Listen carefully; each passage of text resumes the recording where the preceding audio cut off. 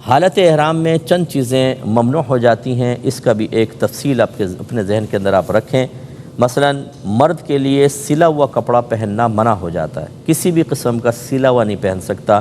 ہماری بہنیں تو سلا ہوا پہنیں گی۔ کسی بھی چیز سے مرد کے لیے سر ڈھانپنا منع ہوتا ہے، لہذا جب آپ جہاز میں بیٹھ جائیں، اگر آپ نے سر پہ کچھ کیپ وغیرہ پہنی ہے تو پہلے اس کو اتاریں، پھر آپ احرام کی نیت کریں گے۔ خواتین کا سر ڈھکا ہوگا۔ تیسرا یہ ہے کہ دستانے پہننا، مرد دستانے نہیں پہن سکتا، عورتیں اگر دستانے پہنیں گی تو ان کے لیے شرعاً جائز ہے۔ چوتھا ہے کہ موزے نہیں پہن سکتا مرد، عورتیں موزے پہن سکتی ہیں۔ اور اسی طرح مرد ایسے جوتے نہیں پہن سکتا کہ جس سے ٹخنے چھپ جائیں، یہ جو پاؤں کی یہ پشت کی ہڈی ہوتی ہے، درمیانی ہڈی، یہ چھپ جائے۔ یہ تھوڑا سا بات ذہن میں رکھیے گا کہ نبی کریم صلی اللہ علیہ وسلم نے حدیث میں جو فرمایا وہ کعبن کو، کعب ان کو کھلا رکھنے کا حکم دیا۔ اب کعب سے کیا مراد ہے؟ بعض علماء کہتے ہیں ٹخنے مراد ہے، وہ بیچ کی ہڈی مراد نہیں لیتے۔ تو جو یہ علماء ہیں وہ کہتے ہیں وہ ٹخنے کھلے ہوں، اگر آپ نے ایسا جوتا پہنا ہوا ہے کہ یہاں سے وہ فرض کر لیں کہ پورا ڈھک بھی لے لیکن ٹخنے کھلے ہیں تو ٹھیک ہے، بس ٹخنوں کو منع کیا۔ اور بعض نے کہا نہیں، ابھری ہوئی ہڈی چونکہ نبی کریم صلی اللہ علیہ وسلم نے بیان فرمایا وہ یہ ہے، وہ اس کو مراد لیتے ہیں لیکن ساتھ میں ٹخنے بھی مراد لے لیتے ہیں۔ تو وہ یہ کہتے ہیں علماء کہ ان دونوں کو کھلا رکھیں، وہ کہیں گے ہوائی چپل پہنیں آپ۔ تو بتانا یہ مقصود ہے کہ احتیاط اسی میں ہے کہ جب علماء کا اختلاف ہو تو ایسی جوتی استعمال کریں جس میں بیچ کی ہڈی بھی نہ چھپے اور ٹخنے بھی کھلے رہیں، ٹھیک ہے نا۔ لیکن اگر آپ کسی شخص کو یہ دیکھتے ہیں کہ اس نے کسی مفتی صاحب سے پرمیشن لے لی ہے اور وہ کہتے ہیں کہ ٹھیک ہے آپ ایسے جوتا پہن سکتے ہیں کہ آپ کی پاؤں کی پشت چھپ جائے تو کوئی بات نہیں، ٹخنے بس کھلے رہیں، تو آپ کو کسی پر اعتراض نہیں کرنا ہے۔ آپ کو نظر آئے گا لائن میں کھڑے ہوئے جوتے پہن کے کھڑے ہوتے ہیں، بعض ربڑ کے جوتے ہوتے ہیں جس میں چلنا بہت ایزی ہو جاتا ہے لوگوں کے لیے، تو آپ نے فتویٰ جاری نہیں کرنا ہے کیونکہ اس میں اختلاف ہے۔ محتاط مسئلہ یہی ہے، احتیاط کا تقاضا یہ ہے کہ ٹخنے بھی کھلے ہوں اور پاؤں کی پشت بھی، یعنی جو پاؤں کی درمیانی ہڈی ہے یہ بھی کھلی ہونی چاہیے۔ اس کے بعد چہرہ ڈھانپنا، یاد رکھیں یہ مرد عورت دونوں کے لیے چہرہ ڈھانپنا منع ہے۔ حالت احرام میں حرام کام کی ہم تفصیل بیان کر رہے ہیں، تو چہرہ کھلا رکھنا واجب ہے، مرد کے لیے بھی اور خواتین کے لیے بھی۔ وہ اس طرح پورا یہ ٹکلی کھلا رکھیں گی۔ بعض بہنیں ایسی ہوتی ہیں کہ جو نہیں چہرہ کھولتی ہیں تو ان کے لیے پھر حکم یہ ہوتا ہے کہ وہ ایک جیسے وہ کرکٹ کیپ ہوتا ہے نا، ایسا لے کر یہ مل جاتا ہے بازار سے، اس کے آگے وہ ایک پردہ سا لگا لیتی ہیں۔ تو اب وہ پہ لگنا منع ہوتا ہے کہ اگر آپ کو کپڑا چہرے پہ لگائیں گی تو وہ منع ہوگا، وہ دور رہتا ہے اس کو لیکن پکڑ کے رکھنا ہوگا، کیونکہ اگر وہ ہوا سے اڑ کر چہرے پہ لگے گا تو بہرحال اس پر بھی مسائل ہوتے ہیں۔ یا آگے میں جب کفارے بیان کروں گا تو اس میں پوری تفصیل سے آپ کو ذکر کر دوں گا۔ اور اس میں پھر یہ بھی ہوتا ہے کہ بعض بہنوں کو صحیح نظر نہیں آتا، وہ بیچارے ٹھوکریں کھاتی رہتی ہیں یا یوں کر کے دیکھتی رہتی ہیں۔ تو خلاصہ کلام یہ ہے کہ اللہ اس کے رسول نے عورتوں کو اجازت دی ہے اس مقام پر کہ وہ اپنا اتنا چہرہ کھول سکتی ہیں، اور حیا کا درس اللہ اس کے رسول کی طرف سے ہی آیا ہے۔ اگر کھلا رکھنا چاہیں کوئی گناہ نہیں ہے، کھول سکتی ہیں، اور کھلا رکھنا بلکہ واجب ہے، یعنی کپڑا منہ پہ نہ لگے تو اس کے لیے پھر وہ تو کیا، اگر زیادہ وہ ہے تو کیپ والا کریں۔ یہ بھی ہو سکتا ہے کہ آپ کوئی گتا وغیرہ ایسا رکھیں جیسے کوئی یوں کر کے سامنے رکھ لیں۔ اب دیکھیں نا مطاف کے اندر اتنا رش ہوتا ہے کہ مرد عورت اس طریقے سے پیک چل رہے ہوتے ہیں، تو اب اس میں جسم بھی ٹچ ہو جاتا ہے۔ دیگر شریعت جانتی ہے، اللہ جانتے ہیں، اس کے رسول جانتے ہیں کہ کیا معاملات ہونے والے ہیں، اس کے باوجود وہاں پرمیشن دی ہے۔ مرد کو، عورتوں کو حکم دیا ہے کہ اپنے نفس کو قابو میں رکھیں، نگاہوں کے قابو میں رکھیں، اور یہ ایک آزمائشی مناسک ہیں، آپ غور کریں تو نگاہوں کی بھی حفاظت کرنی ہے، جان بوجھ کے جسم ٹچ نہیں کرنا ہے، لیکن پھر بھی ہو جاتا ہے۔ تو خلاصہ کلام یہ ہے کہ ان رعایات سے اگر فائدہ اٹھایا جائے تو بہتر۔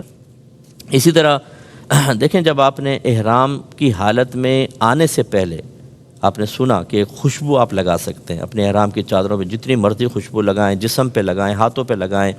اب آپ جب حالت احرام میں آئیں گے تو یہ خوشبو آپ کے لیے نقصان کا باعث نہیں ہے کیونکہ یہ نیت سے پہلے لگائی گئی تھی، ایسی بہنیں۔ لیکن جب آپ حالت احرام میں آ جاتے ہیں اب آپ خوشبو کا استعمال نہیں کر سکتے۔ اگر آپ نے کوئی خوشبو لگا لی، کسی اور نے خوشبو لگا دی آپ کے، تو پھر یاد رکھیے کہ یہ حرام ہے حالت احرام میں، اور اس میں بعض صورتوں میں دم لازم ہوتا ہے، بعض صورتوں میں صدقہ فطر لازم ہوتا ہے۔ اس کا مطلب ہے آپ کو حتی الامکان احتیاط کرنی ہے۔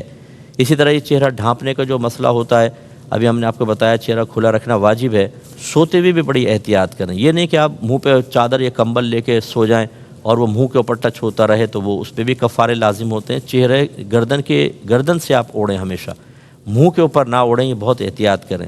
اسی طریقے سے جب آپ طواف وغیرہ کر رہے ہوتے ہیں، بعض لوگ اپنا احرام ٹھیک کر رہے ہوتے ہیں تو اس میں وہ آپ کے چہرے پہ چادر لگ جاتی ہے، اس میں بھی ذرا احتیاط کریں۔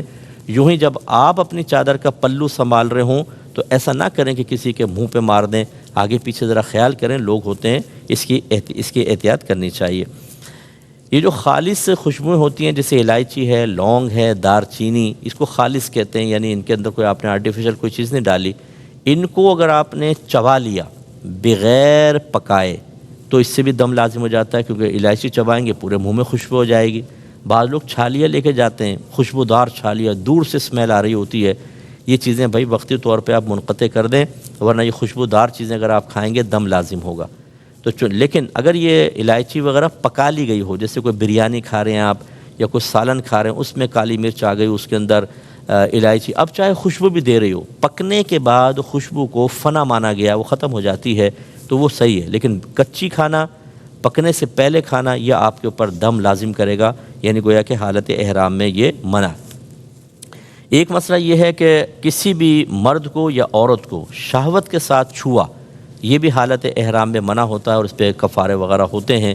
اس لیے جو نئے شادی شدہ حضرات ہوتے ہیں وہ احتیاط کریں کہ ہاتھ پکڑ کے نہ چلیں، اس سے ہو سکتا ہے کہ ایسے معاملات ہو جائیں، جیسے اپنا احرام کا دامن پکڑا دیں بہن کو، وہ پیچھے پیچھے چل رہی ہوں، اس طرح کی کوئی چیز کریں۔ جسم حتی الامکان حالت احرام میں ٹچ نہیں ہونا چاہیے، ورنہ یہ بھی حرام ہے۔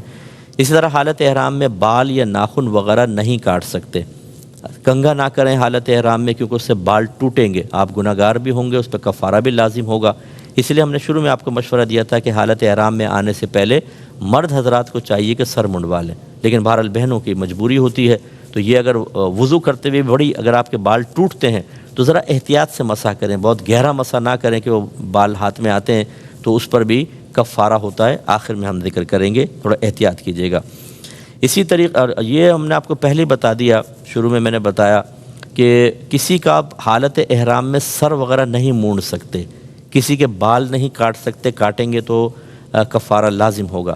لیکن جب آپ حالت احرام سے باہر نکل رہے ہوتے ہیں، جیسے آپ نے عمرہ کیا، اب آپ نے تمام مناسک کر لی، اب حلق کی باری آئی، یا آپ نے طواف یعنی مینا کے اندر آپ نے کنکری مار لی، قربانی کر لی، اس کے بعد آپ کو حلق کروانا ہوتا ہے، یہ عین جب حلق کا احرام سے باہر نکلنے کا ٹائم آئے تو محرم آپس میں ایک دوسرے کا حلق کر سکتے ہیں، بال کاٹ سکتے ہیں، جس کو قصر کہا جاتا ہے، یہ شرعاً جائز۔ لیکن اس کے علاوہ حالت احرام میں، اس احرام کی حالت سے باہر نکلنے سے پہلے کریں گے تو گناہ گار ہوں گے۔